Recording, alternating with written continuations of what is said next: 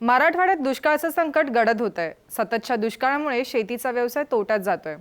अशा बिकट परिस्थितीचा सामना नांदेड जिल्ह्यातील लोहा तालुक्यातल्या सायाळ इथल्या रामराव पवार यांनाही करावा लागला। दुष्काळामुळे शेततळ्यातही पाणी साठत नव्हतं, त्यामुळे त्यांनी शेततळ्यातील पेपर काढून शेततळ्याचं खोलीकरण आणि रुंदीकरण करून वॉटर बँक तयार केली आहे। या वॉटर बँकेतील पाणी साठ्याचा वापर करून रामराव पवार यांनी तोट्यात जाणाऱ्या शेतीतून 3.5 लाख रुपयांचे यंदा उत्पन्न मिळवलंय। आज आपण रामराव पवार यांची वॉटर बँक पाहण्यासाठी नांदेड जिल्ह्यात जाऊयात। नांदेड जिल्ह्यातील लोहा तालुक्यातल्या सायाळ इथले रामराव पवार यांच्याकडे 40 एकर जमीन आहे। गेल्या 30 ते 35 वर्षांपासून ते कोरडवाहू शेती करतात। अनेक प्रयोगशील शेतकऱ्यांमध्ये रामराव पवार यांचं नाव अग्रस्थानी आहे। पवार यांना शेतीची प्रचंड आवड असल्यामुळे इतर शेतकऱ्यांना त्यांच्या शेतावर जाऊन मार्गदर्शन करण्याचे काम ते मागील अनेक वर्षांपासून करतात। यासोबत सरकारी कार्यक्रमात शेतकऱ्यांचे प्रतिनिधी म्हणून त्यांना आवर्जून पाचारण करण्यात येतं। स्वतःच्या शेतीमध्ये मिश्र पीक पद्धत, कमी पाण्यावरील ऊस, गळीत धान्य आणि कडधान्य पिकाचे बीजोत्पादन, पीक स्पर्धेत भाग, कंपोस्ट तसंच सेंद्रिय खतांचा वापर करून पवार यांनी जमिनीची सुपीकता टिकून ठेवली आहे। मात्र आपणही बागायती शेती करावी यासाठी त्यांनी 22 बोरवेल घेतले। थेंबभरही पाणी लागलं नाही।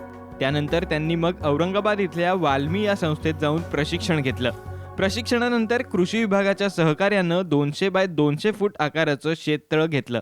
शेततळं घेतल्यानंतर मोसंबी आणि चिकूची लागवड केली आहे। कोरडवाहू शेती करत असतानाच मला काही शेतकऱ्यांची बोरवर पाणी किंवा कोण्या विहिरीवरचं पाणी, कोणाच्या शेततळ्याचं पाणी, या पाण्याकडे बघून मला थोडी एक लालूच लागली आणि त्या हिशोबानं मी त्या भागाकडे किंवा त्या विषयाकडे वळलो आणि माझ्या शेतावर मी बोर घेतले काही।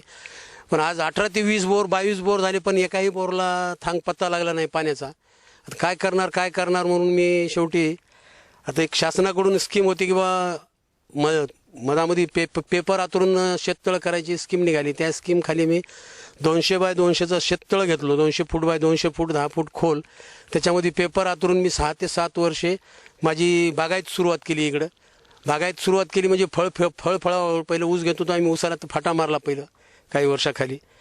तर आता पाणी कमी झाल्याने मी आता त्याच्या खाली फळबाग कमी पाण्यावर जगते म्हणून फळबागाकडे वळलो। त्याच्यामध्ये संत्री लावली, संत्रीची मोसंबी काही 1200-1300 झाडं आणि चिकूची 100 झाडं, असे करून त्या मिश्र पीक आणि बागायती पीक याच्यावर मला तर समाधान वाटलं। आता 3 वर्षापासून 4 वर्ष चांगलं उत्पादन मिळालं। 3 वर्षापासून पाऊस काळ अजिबातच नाही। दुष्काळाच्या वरचा दुष्काळ झाल्यासारखा झाला आमच्या भागामध्ये, मराठवाड्यात। शेततळ्याचा वापर करून पवार यांनी 6 ते 7 वर्ष मोसंबीची बाग जगवली। मात्र गेले 3 ते 4 वर्षांपासून दुष्काळ पडत असल्यानं त्यांनी 1200 झाडं असलेली मोसंबीची बाग काढून टाकली। चिकूची झाडं मात्र दुष्काळातही टिकल्यानं तशीच ठेवली आहेत। दुष्काळामुळे शेततळ्यात पाणी नव्हतं। मग तज्ज्ञांचा सल्ला घेऊन त्यांनी शेततळ्यातील कागद काढला आणि शेततळ्यात 2014 साली खोदकाम करून वॉटर बँक तयार केली आहे। नंतर मला असं सुचलं की आता या शेततळ्यामध्ये जर आपण खाली एक मोठा स्टॉक हौद केल्यासारखा जर स्टॉक खड्डा केला किंवा वॉटर बँक केली तर एक असं सुचलं की आपण याच्यामध्ये वॉटर बँक म्हणूनच तयार करू आपण, जेणेकरून की पैसे ठेवल्यासारखे आपल्याला मिळतील। ह्या हिशोबामध्ये मी इथून ते मल्चिंगचे पेपर काढून सुरुवात केली। पहिलं होतं 200 बाय 200, नंतर 150 फूट बाय 150 फूट धरलं रुंदीला, म्हणजे चौरस 150 फूट बाय 150 फूट। तर त्याच्यामध्ये आता फोडायला कडक खडक होता। त्याच्यामध्ये मशीन लावली, 210ची मशीन होती। त्याच्यामध्ये 17 दिवस माझ्याकडे मशीन चालली। 17 दिवसामधून 200 तास मशीन चालली ती आणि 12 ट्रॅक्टर होते।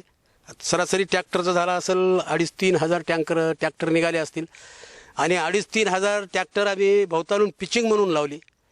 पिचिंग म्हणून म्हणजे जेणेकरून आपल्याला पहिलं शिवाजी महाराजाच्या काळातले जसे तळे होते किंवा त्याच्यामध्ये किती पूर आला, पाणी आलं, काही आलं तरी बी त्याच्यात पूर जाऊ नये, पाणी जाऊ नये, ह्या हिशोबामध्ये मी 150, 200, 300 वर्षे टिकल ह्या हिशोबामध्ये मजबूतीकरण त्याचं करून घेतलं आणि खाली फोडायला सुरुवात केली।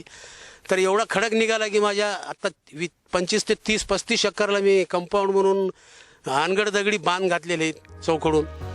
वॉटर बँकेचं खोदकाम केल्यानंतर मोठ्या प्रमाणात दगडं निघालीत। त्याचा वापर बांध बांधण्यासाठी करण्यात आला। त्यामुळे वन्य प्राण्यांपासून शेतीचं संरक्षण होत आहे। वॉटर बँकेमुळे गेल्या वर्षी 100 जनावरांना पाणी मिळालं। यावर्षी जून महिन्यात झालेल्या थोड्याफार पावसानं त्यांच्या शेताजवळील ओढा भरला। त्या ओढ्यातील पाणी त्यांनी आपल्या वॉटर बँकेत ठेवलं। सुमारे 90 लाख लिटर पाणी जमा झाल्यानंतर त्यांनी 8 एकर शेतीमध्ये पाण्याचं नियोजन केलं। पवार यांनी यावर्षी 2.5 एकरात हळद, 3 एकरात कापूस आणि 1 एकरात तुरीची लागवड केली आहे. बँकेची पूर्ण मे महिन्यामध्ये मी पूर्ण तयारी करून त्याची पाणी साठवण्याची व्यवस्था करून ठेवली. नंतर ज्यावेळेस जूनमध्ये आमच्याकडे यावर्षी जरा थोडा पाऊस, वळवाचा पाऊस म्हणा की अवकाळी पाऊस म्हणा, 7 जूनला पाऊस पडला. 7 जूनला पाऊस पडला की आम्ही आता ही तूर, माझ्याकडे 1 एकर तूर आहे. ही चमत्कार म्हणून तूर आहे, ही उत्तर भारतातली आलेली आहे तूर आणि रिचार्ज व्हरायटी आहे म्हणून मी प्रयोग म्हणून 1 एकरवर घेतलो. आज त्याच्यासाठी त्याला आमच्या त्या वॉटर बँकेमधूनच मी त्यांना 2-3 छोट्या पाईपानं 2-3 वेळेस पाणी दिलं. का तर इकडे बी ठिबकला पाणी चालू होतं कापसाला आणि हळदीला, त्याच्यातलाच इथल्या फिल्टरमध्ये काढून एक छोट्या पाईपाने याला 2 वेळेस किंवा 2-3 वेळेस पाणी दिलं, छोटा नाली करून अशी एक, किंवा जेणेकरून पाणी आपल्याला ठिबकला लागते तेवढंच पाणी ह्याला लागावं ह्या हिशोबामध्ये ह्याच्यावर 2-3 वेळेस बागायत केली. आज तूर आमच्या गावात किंवा आमच्या परिसरामध्ये बी तूर जबरदस्त आहे आणि एवढं शेंगाचं आहे आणि याला फवारण्यासुद्धा 2च लागल्यात. एक पहिली लिंबोळी अर्काची आणि क्लोरोपायरीफॉसची दिली. 1 एकरमध्ये मला 1 किलो 100 ग्राम बियाणं लागलेलं आहे. तर त्या बियाण्यामध्ये माझे 25,000 ते 30,000च्या जवळजवळ झाडं झालेले आहेत. तरी अर्धा किलो जरी एका झाडाला म्हणलं मी, आपण सरासरी धरली 1 किलोचा असतं, पण अर्धा किलो जरी धरली तरी 15 ते 16 क्विंटल उत्पादन आरामाने यायला काही हरकत नाही, अशी एक माझी गॅरंटी आहे.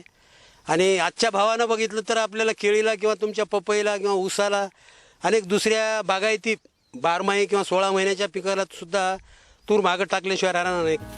पवार यांनी 3 एकरांमध्ये कापसाची लागवड केली आहे. कापसाला पाणी देण्यासाठी ठिबकचा वापर करण्यात आलाय.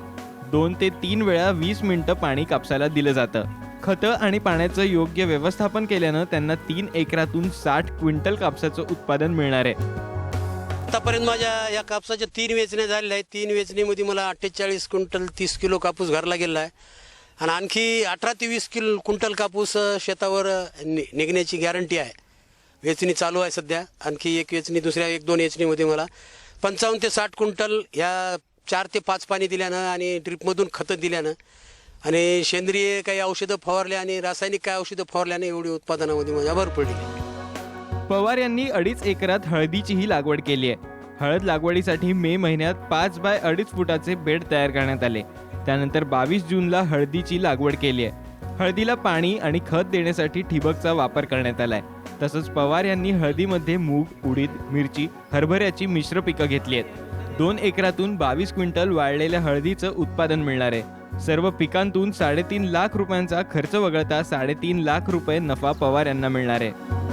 ज्या हळदीवर आतापर्यंत करपा वगैरे काय आलं नाही आणि एवढं पाणी दिलं मी की जसं आपण एक 100 रुपयाची नोट कोणाला देतो की बा माझा चिल्लर दे, तो देणारा बी 2 वेळेस मोजून देतो आणि घेणारा बी 2 वेळेस मोजून घेतो. तसं पाणी मी याला मोजून दिलेलं आहे, किती लिटरेज लागेल आणि मुळीला किती लागेल आणि हळदीला किती लागेल, जमिनीला किती लागेल, वापशावर केव्हा राहील, कशी राहील, याची सगळी आखणी करूनच मी कमी पाण्यावर जास्तीत जास्त कमी पाण्यामध्ये हळदीचं उत्पादन कसं येईल हे माझी याच्यामध्ये तयार आहे.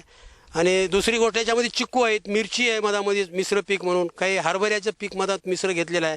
पहिलं मुगाचं उडदाचं पीक घेतलं होतं, त्याच्यापासून काही थोडं 1-1 क्विंटलचं उत्पादन मिळालं. म्हणजे यावर्षी दुष्काळ आवर्षण असून सुद्धा मिरची घरी खायापुरती होती आणि हरभरा घरी खायापुरता होतो. आज घडीला माझ्याकडं कापूस, तूर आणि हळद त्याच्यातले मिश्र पिकं, मधामध्ये चिक्कू आला, हरभरा आला, मूग आला, उडीद आला, त्याच्यामध्ये मिरची आली, ह्याचं सर्व मिळून उत्पादन 7 ते 7.5 लाख रुपये माझ्याकडे उत्पादन व्हायले आणि 4 ते 4.5 लाख रुपयाच्या जवळपास खर्च व्हायला. तर खर्च वजा जाता माझ्याकडे 3 ते 3.5 लाख रुपये निव्वळ नफा हे राहिला आहे. कशासाठी राहिला आहे? दरवर्षी 1.5 ते 2 लाख रुपये मी अंदर राहत होतो, म्हणजे शेतीच्या घाट्यामध्ये राहत होतो.